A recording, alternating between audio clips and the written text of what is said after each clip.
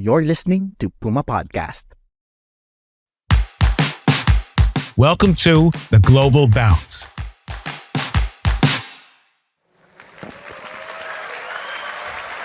And there you have it. The draw is officially complete. I knew Philippines had a lot of basketball fans and a lot of basketball knowledge. I didn't think this was going to be this much. Now I'm retired with 4 years, so it's kind of slowed down a little bit. And to see this has meant a lot, and to touch so many lives so far away. I've never been here. That's Dirk Nowitzki, Basketball Hall of Famer and the first player from Europe to win the NBA's Most Valuable Player award. He was in Manila at the end of April, along with international hoops legends like Argentina's Luis Scola, Spain's Jorge Garbajosa, and Iran's Hamed Haddadi, to help announce the draw for the 2023 FIBA World Cup, which will be hosted by the Philippines, Indonesia, and Japan. And I'm Rafe Bartholomew, a former United States Fulbright Scholar to the Philippines and author of Pacific Rims, an almost 400-page-long book devoted to describing the more than 100 years old history of basketball in the Philippines and the country's deep love affair with the sport. The idea at the heart of my book is that the Philippines' passion for basketball runs deeper and burns hotter than it does in any other nation in the world. And I believe that's still the case today, just as it was 18 years ago when I first stepped off a Northwest Airlines jet at Manila's Ninoy Aquino International Airport and arrived in the Philippines for the first time on November 5th, 2005. But there's one glaring difference between the Philippines I came to almost 20 years ago and the basketball nation that Dirk landed in this April. Anyone want to guess what I'm talking about? For better or worse, it isn't the airport's Terminal 1, where passing through immigration and customs and then crossing that pedestrian walkway before heading down that perilously steep semicircular ramp to exit the airport looks and feels almost exactly the same in 2023 as it did in 2005. Pause. After the FIBA draw, when Dirk came back to the airport for his return flight, did the guards at the front door insist he show them a paper printout of his ticket? I wonder about these things. I'm also dangerously close to making a laglag bola joke, which means it's time to move on. And if you don't get the reference, I got your back. I'll explain in the show notes. So, the big difference between the world of Philippine basketball I arrived in back then compared to what Dirk found this year is that in 2005, FIBA, the federation that oversees international basketball competitions, didn't even recognize a Philippine national team. That year, a few months before I first set foot on Philippine soil, there had been a power struggle between the Philippine Olympic Committee and the Basketball Association of the Philippines, where the Olympic Committee refused to recognize the Basketball Association's stewardship of the national team. The Olympic Committee had plans to partner with another basketball body to form a rival Philippine national team.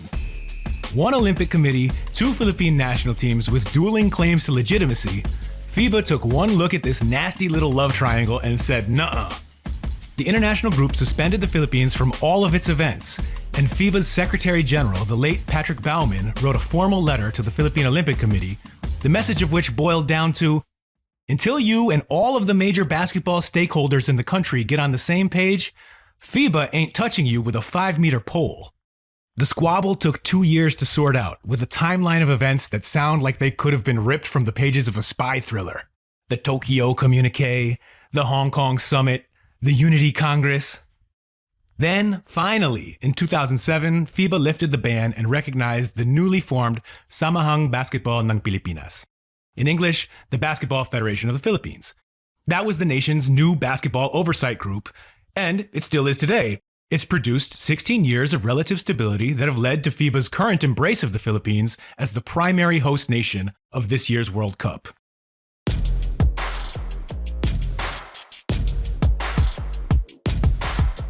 In retrospect, this episode feels like a blip in Philippine hoops history. But in November 2005, when I'd only been in the country for about 2 weeks, the news that the upcoming Southeast Asian Games, which would be hosted in Manila, would have no basketball competition at all because of the conflict with FIBA, that scared the bejesus out of me. I had just moved to the Philippines to research the country's love affair with basketball. And within days of landing in Manila, I found myself flipping through the pages of the Philippine Daily Inquirer, trying to make sense of the nation's hoops power struggle and drowning in a sea of then unfamiliar names. Coancos and Atienzas, Pepings and Dandings, Pangilinans and Saluds, B-boys and Jingoys, Chitos and Chots. I had traveled across the world to witness and hopefully understand the depths of the Philippine passion for basketball. And when I landed, I found out the country, in practical terms, didn't even have a national team. The first time I saw Team Pilipinas play, it wasn't in a high-stakes tournament with national pride on the line. It was at a bizarre exhibition game against a group of out-of-shape NBA retirees led by Dennis Rodman. The possibility that I was a damn fool may have crossed my mind once or twice. But basketball is irrepressible in the Philippines. Even when the professional leagues and national teams are in crisis, the sport reaches up from the grassroots. Instead of driving myself crazy trying to understand the political rivalries at the highest levels of Philippine hoops, I threw myself into playing the game. I was 23 back then, could play all day, even in the midday tropical heat, and I did. From organized group runs with ex-professionals in pristine Manila gyms, to betting 20 pesos or a liter bottle of RC Cola on games at the barangay-covered courts, basically your neighborhood playground. From dunking miniature basketballs on homemade 8-foot hoops on a street corner, to playing half-court 3-on-3 next to construction sites. From stumbling through games in my flip-flops to sliding on dirt courts while traveling in rural areas outside of Manila, I never stopped playing. I was a gym rat, and the entire Philippine archipelago felt like my gym.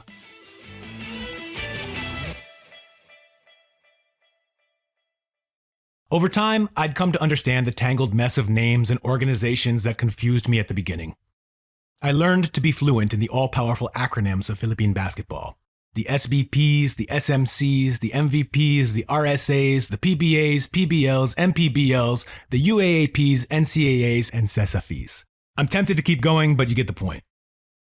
But what I didn't have to wait to understand, what was immediately available to me, and what I felt from the moment I swallowed my first breath of heavy Manila air, was the connection that comes from playing the game. Years later, that connection wound up being the heart and soul of Pacific Rims. And it's also the animating force behind this podcast, The Global Bounce, which I'm creating with Filipino podcast production company, Puma Podcast. Any place in the world where you can find a rim and 10-foot backboard, you can create a bond with someone you've never met, form an unforgettable memory about a teammate you might never see again, and learn something about the culture you're in. The Philippines taught me that lesson, but you can find variations on that theme all over the planet. And so it's only natural that the first guest of our first episode would be someone who has taken it upon himself to do just that. Travel the world playing pickup basketball in 20 different cities and 20 different countries, chronicling all the jump shots and friends he makes along the way.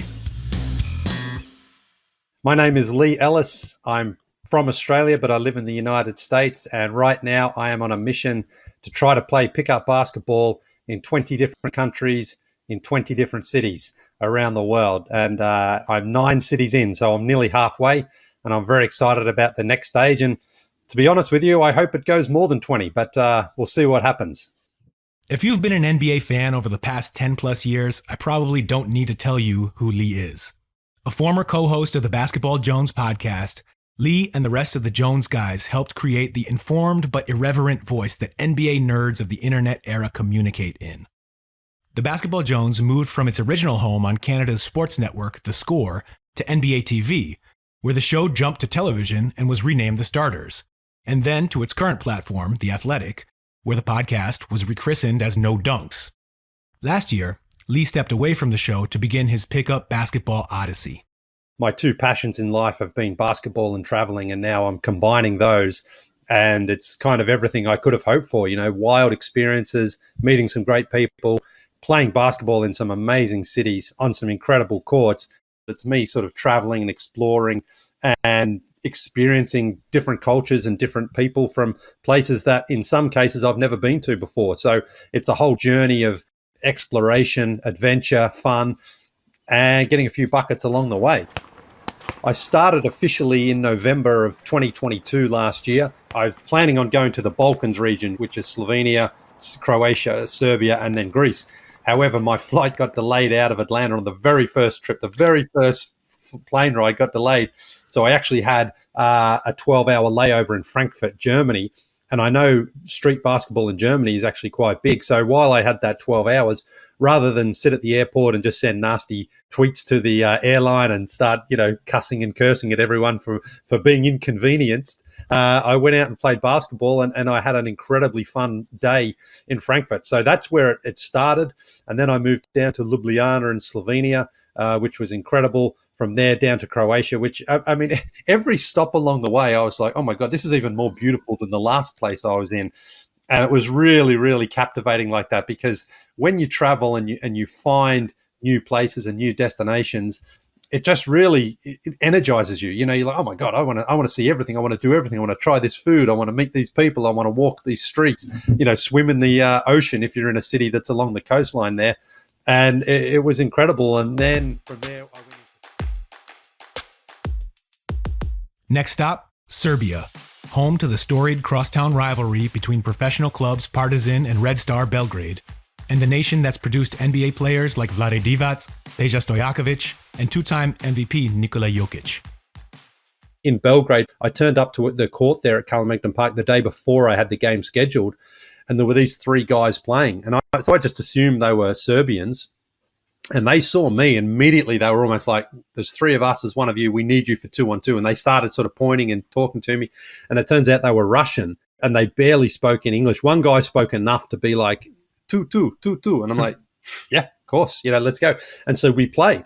And that again shows me that verbal communication is not the only way of connecting with people. Body language, understanding the game. Okay, me and this guy are on the same team now. I'll set him a little screen.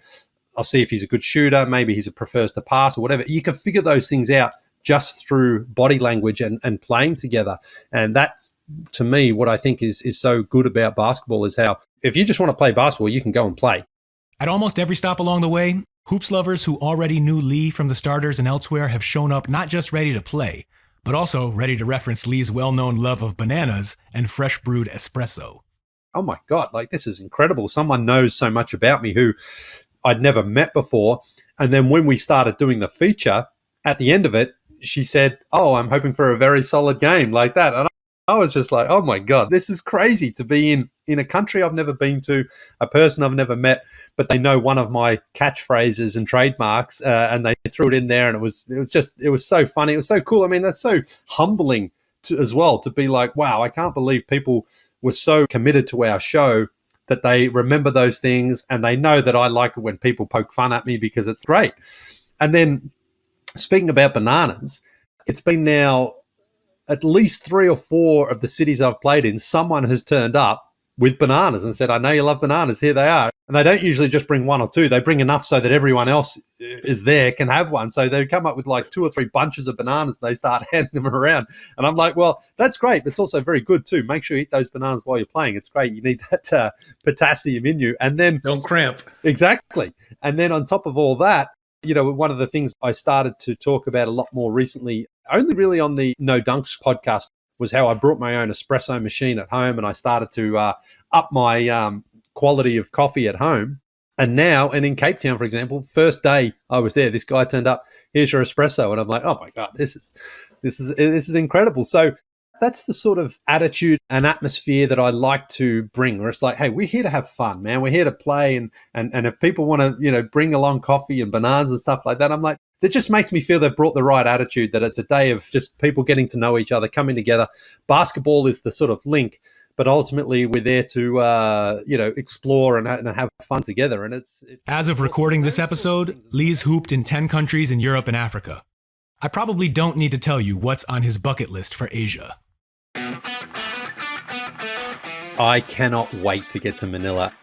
Ever since I've been on the Basketball Jones, which is over 10 years ago now, and the starters at NBA TV, our biggest audience, apart from the United States, was the Philippines. And people were just fanatically supportive of us as TV hosts. So I can't imagine how that must then translate when it comes to basketball. I mean, every time I have been on CNN Philippines, the amount of messages I get afterwards, people say, you've got to come out here. And I can't just go to Manila, apparently. There are so many other places around the country that are saying you've got to come out here and play. So when I do get there, I really want to plan it so that I can make the most of that experience and hit as many different parts of the country that I can feasibly get to. There's a court someone painted somewhere in Manila. I'm not sure exactly where it is. It's Jordan and LeBron. And it's a huge mural there. And that photo kind of went viral around the internet. And I was like, okay, wherever that is, I'm definitely going to play there at some point. And it looked like it was kind of in some sort of complex as well. So, those sort of cool painted courts, there must be some sort of history there in that region. I think that would be a really, really cool place to play. I can already see it in my mind's eye. Lee Ellis finally makes his pilgrimage to the tenement court in Taguig, Metro Manila. That's the place he just finished describing from all the times he's seen overhead images of its full court murals go viral. And what's waiting for him but a freshly painted cement floor featuring a giant image of Lee and his former starters co-hosts J.E. Skeets, Tass Mellis, and Trey Kirby all riding a banana boat through the ocean, like the famous image of LeBron James, Dwayne Wade, and Chris Paul on vacation together in 2015. Lee asked me what to expect when he steps on the court in the Philippines. I told him to be ready to wager 20 or 50 pesos on his pickup game, and that when one team gets within 2 points of victory, someone is going to call, "Warning!" And that when they're 1 point away from winning, someone will call out last. And if his team wins and someone gives him a plastic bag full of water tied off in the shape of a tube, it's safe to drink. It's cold. It's called ice tubig. When you pick teams, usually a lot of the time it will be just to match up with someone about your height and then do like rock, paper, scissors. And everyone who wins, all the winners of their rock, paper, scissors end up on one side, all the losers end up on the other. That's how you start the pickup thing, and then people come and claim next. Honestly, all these things should be at the All-Star weekend. Why not? Rather than have LeBron and Steph or whoever picking the teams, or Giannis, do rock, paper, scissors, right? That's it. That's your teams, One last thing, Lee. Would you be okay playing in chinelas? I'm a very big fan of flip-flops. I wear them as much as I can. However, playing basketball in flip-flops is not very smart. That if I'm trying to not roll my ankles, it's not a good place to be wearing flip-flops. That's the only time that I pretty much avoid wearing flip-flops because, look, if I'm just standing around shooting, fine. But if you're trying to put the ball on the floor or run and chase somebody and wearing flip-flops, you're just asking for your ankles to be rolled there. So unfortunately, I won't be playing in them, but I definitely will pack them and I'll be wearing them everywhere else. I'll wear them out to dinner. I don't mind. I'll wear them around the streets. I'll be wearing them everywhere. I can't blame the man. When you add up all the time I've spent in the Philippines, both long-term stays and shorter visits, it comes out to more than 5 years since 2005. I've learned to speak, read, and write Tagalog at a very high level. I've helped slaughter pigs before fiestas, eaten everything from balut to papaitan to soup number 5. Again, if you're curious about these things, check out our show notes. And I can walk through the rainy season floods on Taft Avenue like it's nothing. But I don't hoop in chinelas. Basketball had ravaged my ankles before I ever came to Manila, and I'm just too afraid to run, jump, and change directions at game speed without wearing basketball sneakers. I've always been convinced that playing in chinelas is like acquiring language. It only feels natural if you've been doing it your whole life. As for the rest of what Lee might discover when he visits the Philippines, as long as he follows that bouncing ball, I'm pretty sure it'll change his life the way it's changed mine.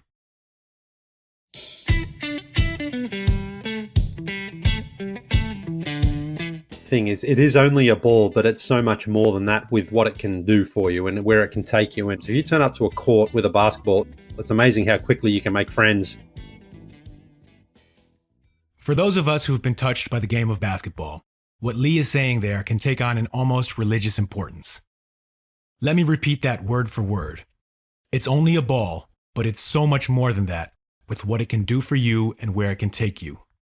That ball has introduced me to many of the best friends I've ever known. It led me to the Philippines, which became a second home to me, and a place where I can't imagine who I'd be today if I'd never let a simple ball game take me across the world.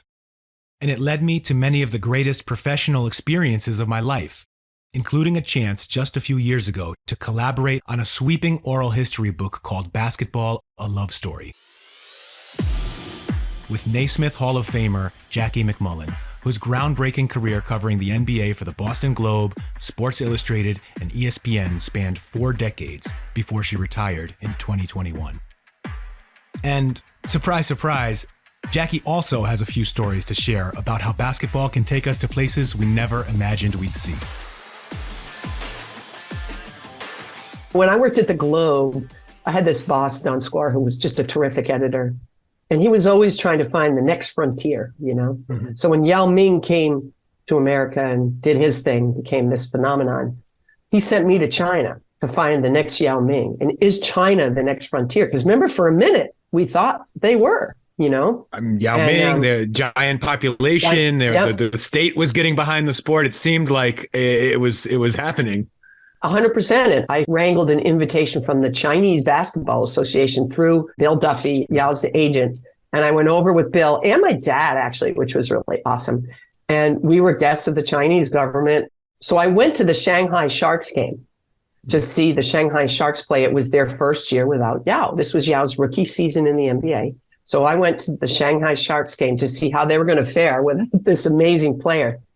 And we were there in December, my dad and me. And all the doors to the gym were open, wide open. It was freezing.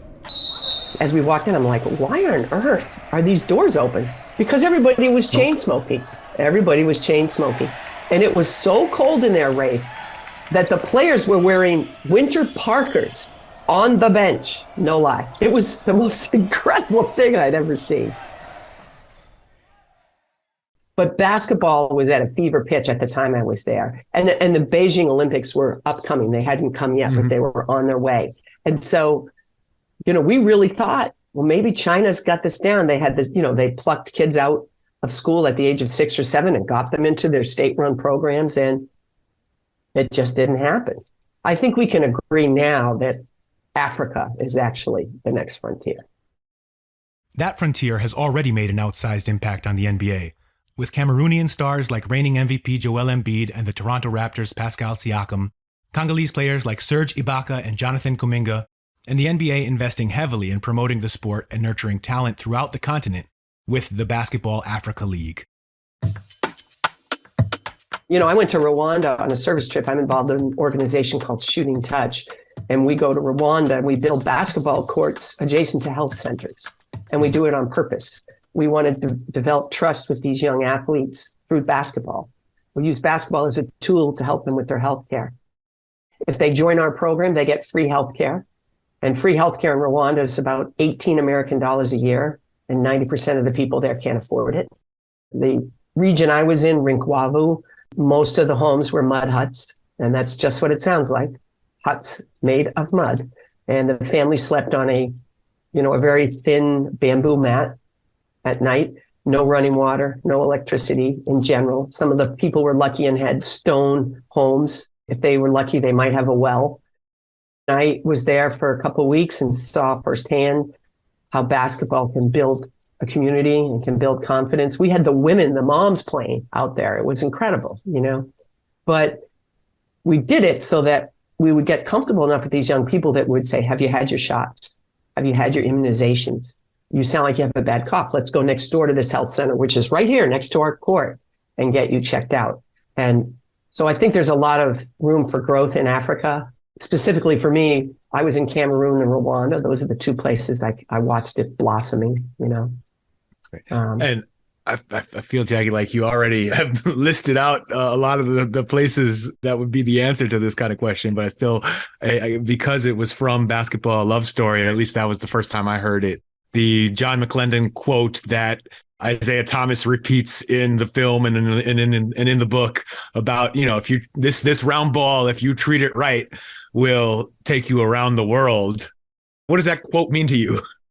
Well, I've pretty much lived that quote. You know, I never thought I would ever go to China for any other reason than to see the Great Wall as a tourist.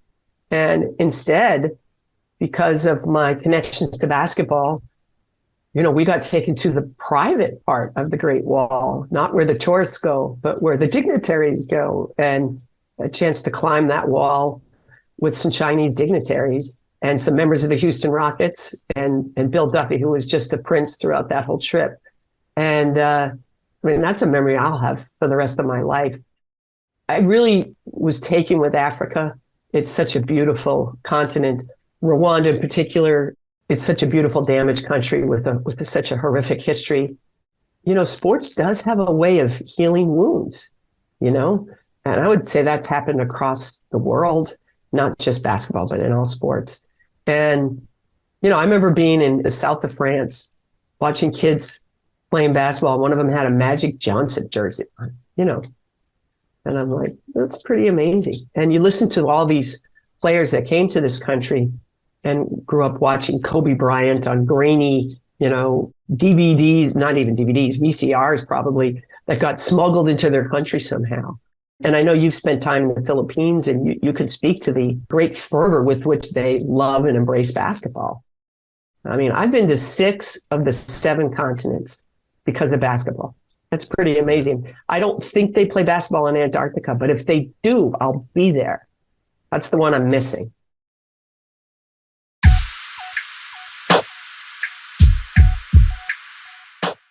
That quote I mentioned to Jackie is one of my favorite things anyone has ever said about basketball, or about life for that matter.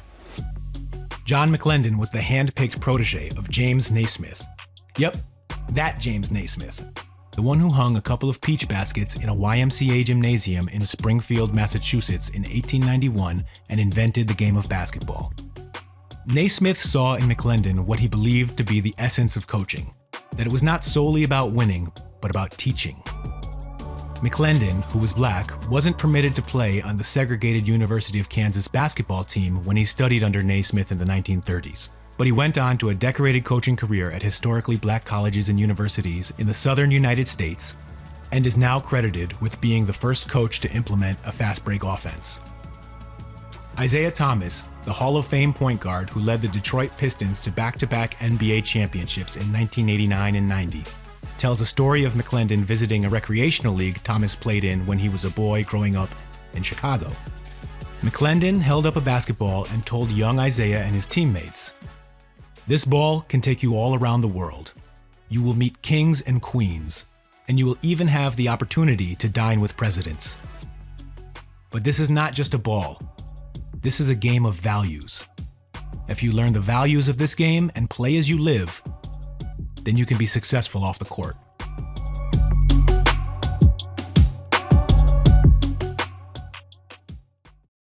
Where are you right now while you're listening to this podcast? Maybe you're washing your dishes at home in Southern California. Maybe you're zoning out on a plane somewhere over the Pacific Ocean.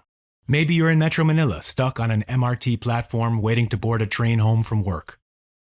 Wherever you are, if that quote strikes a note deep inside your round ball-loving heart, then you're only a few degrees of separation away from Dr. James Naismith himself. From anywhere in the world, you can be inspired by the same thought that inspired Isiah Thomas, which was shared by the great John McClendon, who learned the secrets of basketball directly from its inventor.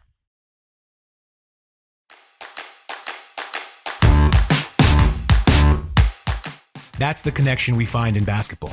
That's what this podcast is all about. So please, subscribe to the Global Bounce wherever you listen to podcasts. And keep listening as we let that orange leather ball lead us from Manila to New York to Belgrade and back. Again, I'm Rafe Bartholomew. The Global Bounce is a Puma Podcast production. This episode was produced by Nina Toralba and edited by Mark Casillan. Additional research by Geraldine Pascual, with creative consults from Trisha Aquino, Siege Tantenko, and Carl Javier. The video snippets you heard at the top of the episode are from the FIBA Basketball World Cup 2023's social media pages, at FIBA WC on Twitter and Instagram, and FIBA The Basketball Channel on YouTube. Maraming salamat po.